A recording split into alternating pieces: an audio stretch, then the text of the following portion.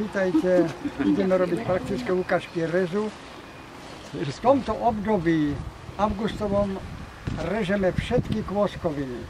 Môžeme ich teraz vychovávať. Budeme tu vidieť dva typy tvaru pri broskyniach. Môžeme ich, tam tá slívka, keď sa nejako dostaneme. Môžeme aj veľké konáre čerešní, lebo marhul odrezávať, keď sú aj povedzme 20 cm priemere. Prečo to robíme teraz? Lebo nevzniká gleotok a rana sa lepšie hojí. Neodporúčam vám rezať teraz orechy kráľovské. Naši otcovia to robili, pamätáte si to. Keď som sa v škole pýtal žiakov, bolo tam ale v 101. ročníku, kedy režeme orechy, nastalo hrobovské ticho a v tom jedno dievča stále hovorí, my ich nerežeme, my ich gráňame. Smejete sa, ale otec, starý otec mal palicu ďuk. Áno. A tým zlomil a orech rodí na jednoročnom dreve. To znamená lámal a rástol, ale bola to džungla.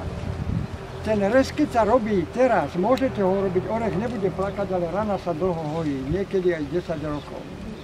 Najlepšia doba rezu je koncom apríla, počiatkom mája, keď sú prírazky, tieto mladé prírazky, keď sú tak asi 10 cm.